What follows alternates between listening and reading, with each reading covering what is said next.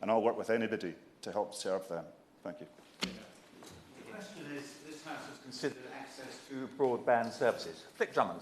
Thank you very much, it's a pleasure to serve under your chairmanship. And can I thank the Honourable Member for Sterling for securing this important debate. And I found his speech incredibly constructive, which is good. Getting better broadband connections for my constituents in Meon Valley has been a key part of my work in Parliament. It is a largely rural constituency, and part of it were in the bottom 5% of speed in the country when I was elected. So I'm pleased that the Gigabyte voucher scheme is bringing better connection to thousands of people. I have spent hours on queries with Openreach and BD UK and supporting groups working on these community fibre programmes. I'm very grateful to both organisations, along with Hampshire County Council, for helping me achieve results. Villages like Upham, Osselbury, Cheriton, Kilmerston and Bramdean, which have been in the bottom 5%, will now be near the top of the table. Other constituents are now looking towards the city fibre under the recently announced procurement, and I'll be looking to BD UK for greater clarity as to when this is going to start. This is an example of government enabling vital infrastructure in my constituency, and I welcome it wholeheartedly. The COVID pandemic highlighted very quickly the role of broadband as crucial in the Meon Valley and other rural areas. I have a number of constituents working in senior positions on the COVID response and who found it difficult to work remotely because of the slow speeds. And I was very grateful to Openreach for their quick response to my request. For instance, one NHS consultant who was working on the pandemic could only upload his slides and information over several hours and normally overnight. Openreach helped to sort that quickly, although his son had to dig the trench to enable the internet cable to be brought to their property.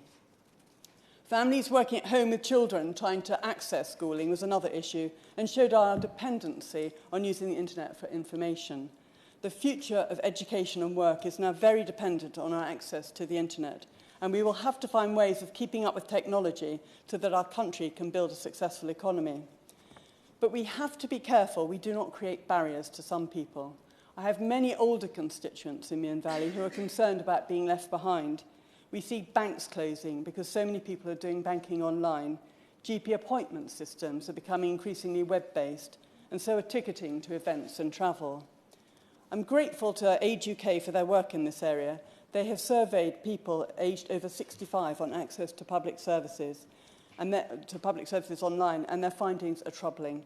22% of people aged over 65 say they do not use the internet at all. Many of those who do are limited in what they're doing online, and many read about scams and hacking and so are too frightened to use the internet. Few are engaged in complex tasks and may not be experienced in navigating websites, which often differ in their form and function. So I would be grateful to hear from the Minister what plans we have to help those who are not computer literate, as it's increasingly isolating for a large part of our community.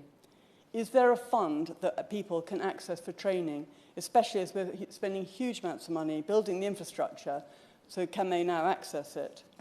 If there are remaining areas where there are challenges deploying fixed broadband links, we need to be ready to move quickly to bring alternative wireless solutions to people who need them, especially to those in remote areas, as the Honourable Member for Stirling has already articulated. Better mobile and data connectivity through 5G is vital for everyone, whether they live in the countryside or in town. Connectivity deserves the same priority as physical forms of infrastructure. Businesses, such as many farms in my constituency, education, health, public services, as well as constituents, all depend on the availability of good access to mobile data and telephony.